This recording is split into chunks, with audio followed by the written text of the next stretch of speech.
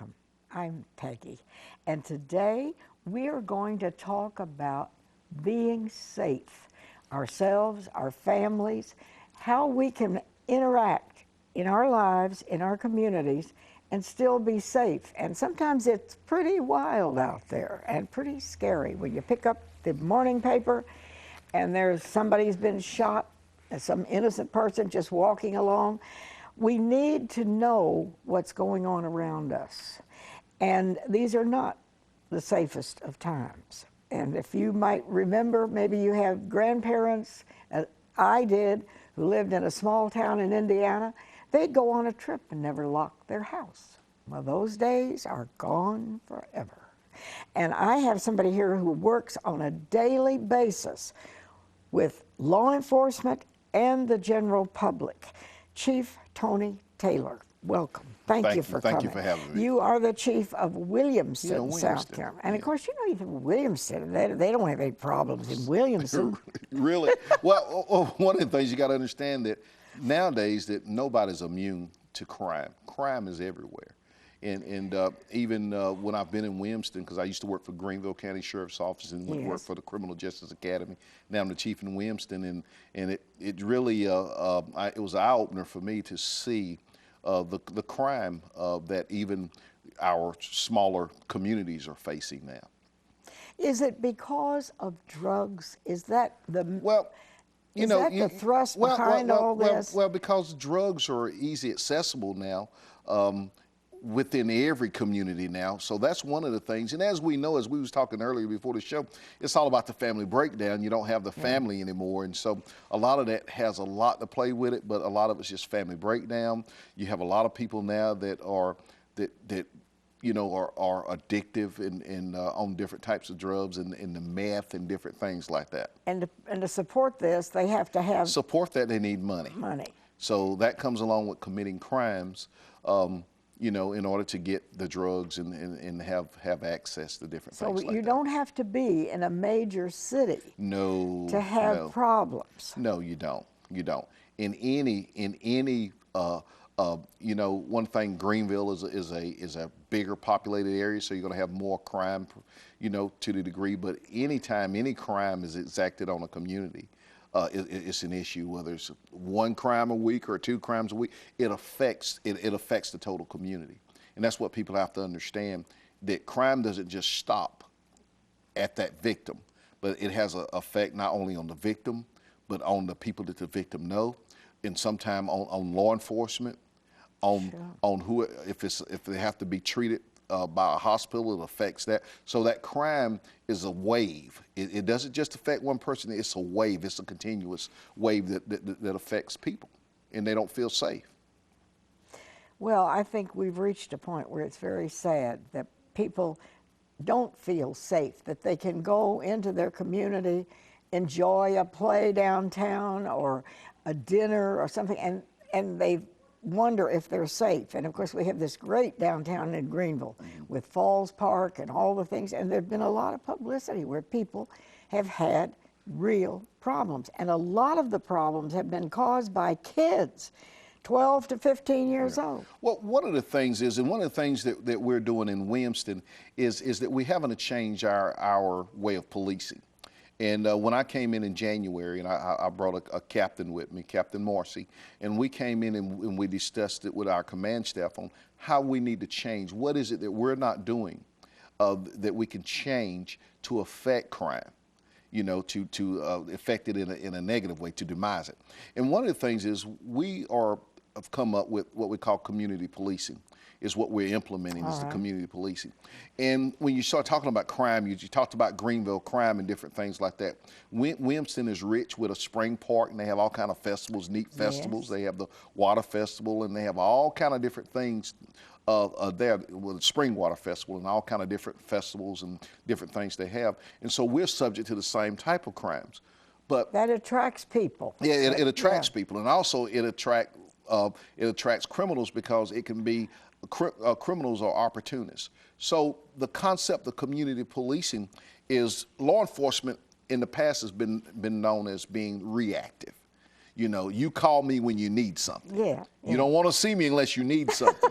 So it's been very reactive. And what we're trying to do is that we're trying to move to a proactive approach where we partner with the community and become proactive.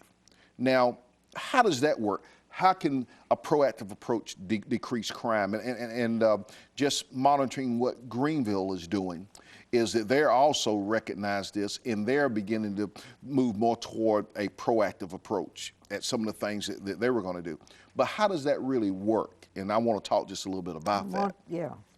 Well, one of the ways it works is that we take the stakeholders in the community and we get them involved in the process of how do we reduce crime. And we get them to buy into it that you yourself can be a part of reducing this crime by being vigilant, being alert, understanding your environment, understanding your surroundings, and having them to buy into that they help us make it a safer community. You know, you got Crime Watch, you know, you got those things. Well, the neighborhood watch. Yeah, what you call the neighborhood watch. But you also have people every day that's just the norm of every day, that they work every day, they go to school, they work, they know. And this is one of the biggest things is that most people know who belongs in their community and who don't.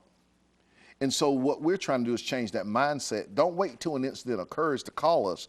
But if you see something that stands out, that you don't recognize this vehicle, or if you see somebody in the community that's walking in the community and you don't recognize this person, then there's nothing wrong with you picking up that telephone and you giving us a call where we can come out and see who that person is.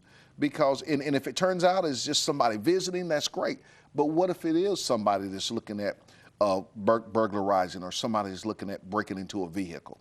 So what we're trying to do is change that mindset of the community is one thing that we're working on in this partnering, what I call community policing, as partnering with that community and assisting that community as the community assist us in the reduction of crime. See, what you're telling me is that, I mean, we can't have a police officer on every corner. No, we cannot. And we've got to, some of the responsibility has to come to us. Yes. And not that we would go physically and attack the person or do it, but that we would be aware of our surroundings and what's going on and call. You'd rather have a call and have it amount to nothing than don't have a call at all. And so this is the concept, because in the past, like I said, it was reactive.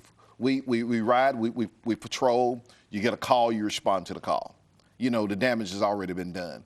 So the proactive approach is that educating the community on what to look for, educating the community how not to be robbed, educating the community how not to have their cars broken into, educating the community how not to be burglarized. So these are the things that we're working toward as a proactive approach in the community, and having the community as a stakeholder buy into this process. So that's one of the things that we're doing. Well, one thing, is know your neighbors, know your immediate well, neighborhood. Believe it or not, and if you're going someplace, tell your neighbor. Yeah, but believe it or not, a lot of people don't take time out to know their neighbors now. I know. Because everybody's so busy. So they don't know if a car shows up that may seem out of place. They don't pay any attention. Everybody's just minding their own business. And so that's what we've got to get. We've got to get the community talking to each other. We've got to get the community talking to law enforcement. And I believe with that combination of the community as stakeholders, that they buy into what we call this concept of community policing, that I think that we can see a reduction of crime. Some of the things as simple as this. You would be surprised in the reports that my officers take, and let's just give an example, auto break-ins. All right. That the car wasn't locked. They left their laptop, where it could be seen. They left their pocketbook. They left their weapon and didn't lock their cars. And just walked away. Yeah, they didn't lock the cars. So you're inviting. You're invited because they're guys. It's about opportunity. And then you'd be surprised about people that have the car stolen. Had a car stolen last week. And I read the report, and the guy said, well, I must have left my keys in the car.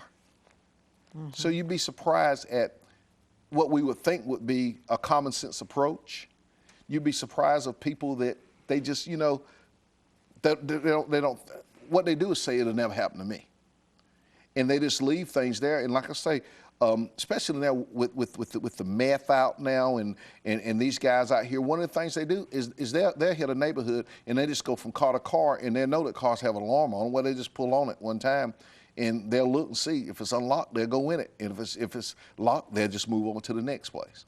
So in other words, you make it a little more difficult. You make it a little bit for more somebody difficult. who wants to do Right. a bad thing. Right. You make it a little bit more difficult. I would say don't leave that firearm. A lot of people's got their weapons permit now, and they'll leave that firearm in the car.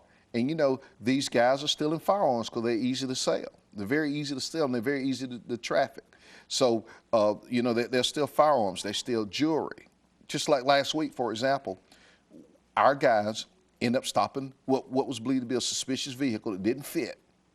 And they had every reason to stop it, because we have to have reasons to stop it. Stop the car, end up with Greenville. I call Greenville because I believe in partnership I call Greenville, call Anderson County, because we're right in the center of Greenville and Anderson. Yeah. We end up clearing several auto break-ins for Greenville, several auto break-ins for Greenville City as well, for the county and the city as well. And we're working on some things with Anderson County. And then we had charges on these guys. These guys had guns in the car.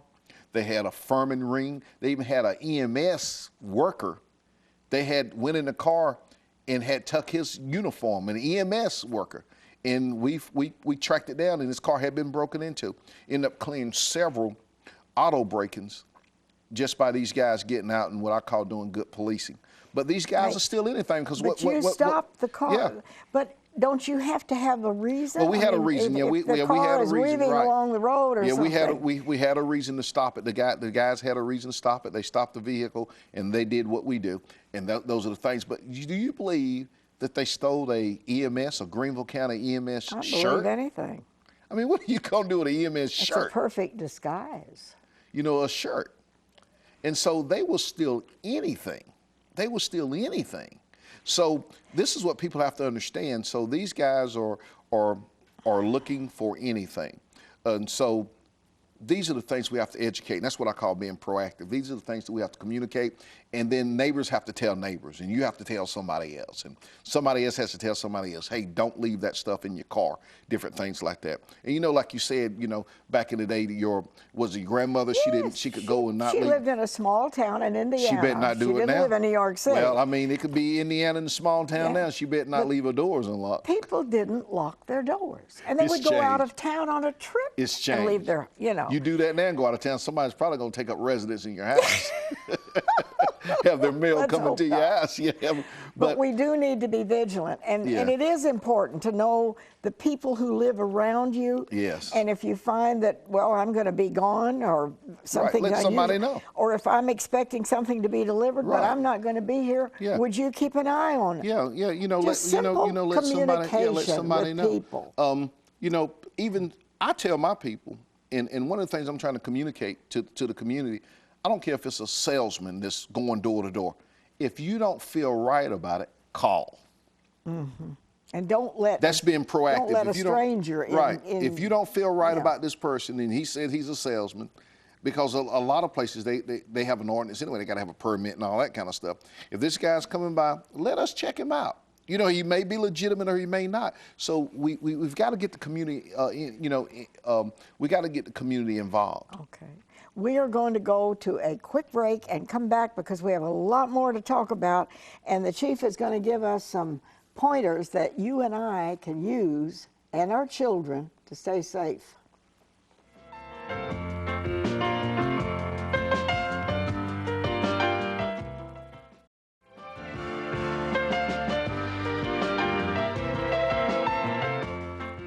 Welcome back. And if you joined late today, our very special guest is Chief Tony Taylor, and he is the Police Department of Williamston. He is their chief, and he's trying to help us be aware of how we can be safe and what we need to know. And I do thank you for your time and your expertise.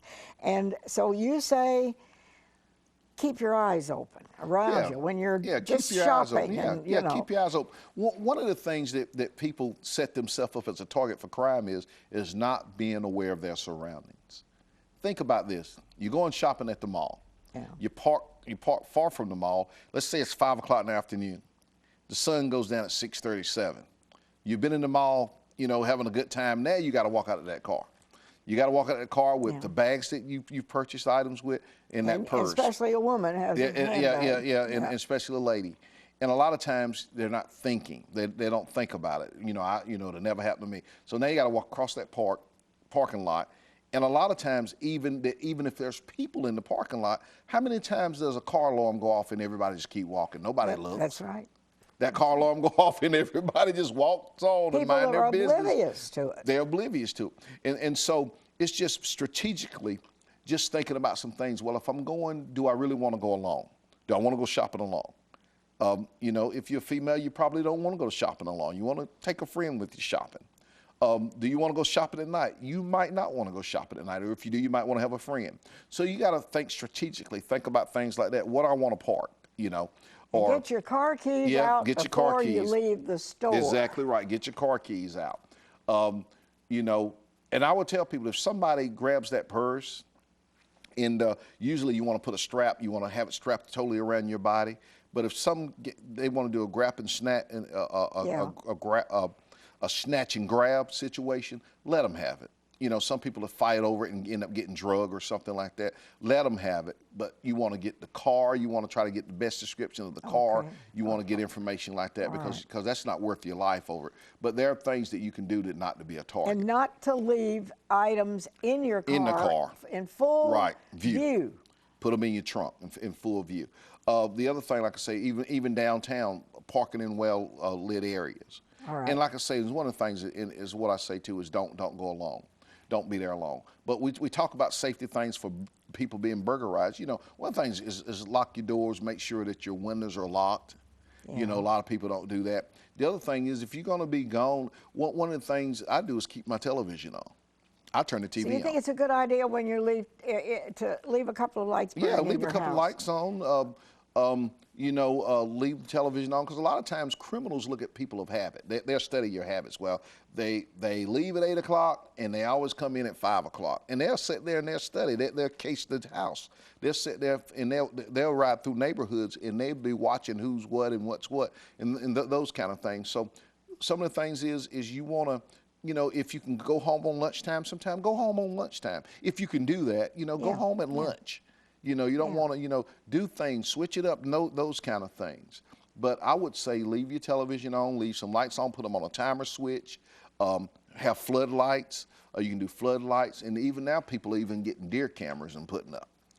Yeah, people are getting deer cameras. Or they're getting motion sensors that when a person, if something comes through the yard, their house light up. So there's all kind of things now that people can get. All right. And of course, we talk about having cameras installed in major areas of a community. And I know, you know, New York City, there's a camera everywhere. I experienced that myself. But it does cost money. Yeah, it costs money. But it does help safety. It is a safety mechanism, but what I would say about cameras, because we have cameras in the park there in Williamston, but one of the things I'll say is that in itself will not guarantee your safety, so common sense, and that enhances it.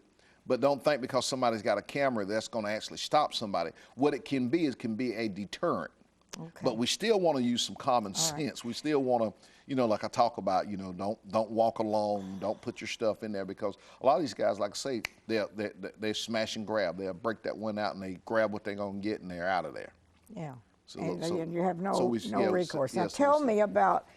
We have problems with kids, and they're downtown Greenville has had picked up. They're 12 to 15 years old, and they're having BB guns. Well, if somebody has a BB gun, and it's dark, and you're walking along the street, you don't know if it's a BB gun, a real gun. You don't know. It's the same thing as a gun in my book. It is, and that's how the law. That's how the law looks. Now, that is lack of parental control, and unfortunately, that's the norm. That's a society issue that we have to deal with. Yeah. Now let me tell you this, along with the community policing concept, when it comes down to parenting and different things like that, under this whole concept that our stakeholders are not just the community, but it's other agencies. Now, agencies, you know, I can, as far as my court, magistrate court, if there's a charge there that we can work with somebody on parenting, the court can sentence them to some type of parenting See, that's the whole thing about community policing we- is you get all the stakeholders, your community agencies, you get everybody involved in this process. So We have a curfew in some cities. yeah. I don't know. Yeah, we don't, but Greenville City Yeah, has a yeah. curfew in Now, the park. I want to ask you about gangs. While we still have time, we have gangs, and these aren't just little. These are the big guys who come in and influenced what we Right. have here. Right. And how does the average person? You go shopping, and Yeah. I wouldn't know a gang member from. Right. Well, How do you know? Well, the thing you even understand about gangs, and maybe have to have another show about that, it's organized crime. And Sure it basically, is. what guys come in, when they come in and set up a gang, they have a specific assignment of criminality. Whether you might have some guys, you'd be surprised, but some guys that burglarize, they are gang members. Oh, and sure. that's their job, though, to go in, and their main priority is to go in and find guns and bring back guns to the gang, because they can sell those guns, especially like up in New York, and make a lot of money. So your gangs have specialized crimes. You have some that is in white collar crimes. It used to be that was a rich man's thing, you know, the white collar crime. But now you have more and more gangs that are getting sophisticated in doing what we call the white collar crimes. But these are the things that I can tell you. You ask what to look for. Well, as a parent, one of the things is that parent, you know, my son doesn't have any rights in my house. Yeah, okay. My daughter doesn't have any rights in my house. So when it comes down to their rooms, if I choose to go look in your room and go through your stuff, then it's my house. I'm going through your stuff. And what a lot of parents have bought into is that my daughter's have privacy. privacy Yeah, and I all know. that. Privacy? What's that? My question was, though, how do we know they're there and we know they're organized? How do we, as just your everyday person, innocent of all of this, walking around, living our lives, going to buy low, doing the things Right. we do? All right, how do we recognize? Do they wear a certain outfit? Well, it used to be that way. It used to be where you would have them wearing specific certain colors color and or stuff. something. But since we have gang legislation now, they're more under the radar. Okay. So it would be hard to pinpoint to a degree. Now, there's certain sportswear that gangs will wear to identify with, but just because I saw somebody, for example, a Chicago Bulls, Bloods usually live longer sucker or something like that. Chicago Bulls. It represents Bloods to a degree. But just because a kid has a Chicago Bull jersey on doesn't make him a gang member. Okay. So they do have some things, but they've kind of changed it now with the bandanas and different things, because we have criminal laws on the books and we're more vigilant about it. Yeah. So they've kind of gone underground They've as gotten far as smart. yeah. Well, they've changed. So when they change that, we have to change. And so it's just what I can tell people is that, you know, if you get a group of people, if it makes you feel uncomfortable, you know, you're out somewhere, and like I say, make sure that you know that you don't become that target. That's all I'm saying. That's all I can say about that is because you have to make sure that you're conscious of your environment, conscious of where you are, and you have to make sure that you don't become that target that they're looking for. Is don't give them a reason, because any reason of opportunity, because it's crimes of opportunity, then you become that victim. So some of the burden comes to us. a lot of it as- comes to us. We can't expect the police to do Right, everything. Right, and it comes into buying and partnering with law enforcement. And I guess one of our roles is not just arresting people, but we have come into the role of communicating, of educating the public. You know, you'd be surprised at the things that the public think that we do as law enforcement because they've watched it on television that don't really exist, like CSI, you know, how they can take a hair scrying and solve a crime in a minute. And, you know, like we go and we find fingerprints and they think it's going to solve it, you know. And these are also the things that we're having to deal with from a law enforcement position, too, of really communicating with the public and getting the public to buy into what we really do. And if you're you know, out, don't draw attention to yourself, and park where there's lighted area, Right. and just common sense, and remember to look around you and see where you are, and if there are suspicious things going on, call the police. That's it, and that's it. 911. That's it. Call Yeah, 911, okay. and don't think a lot of times now. 911 is an emergency situation, but what we say if it's possibly suspicious criminal activity, you need to report that. And that's one of the things when the mayor, our mayor is Dr. Mac Dorm, when he took office, that was one of the things that when we sat down and we talked about is that he wanted that community to be empowered. And this community policing, That's it. Community policing. job is to empower. We're out of Man, I time. can talk all day. We out of time Will already? you come back? I'll do it. Okay, I'll thank do you it. so much. All right, thank you for having me. Chief Tony Taylor. Thank you. We got to get smart. Stay happy. Be safe. We'll see you next time.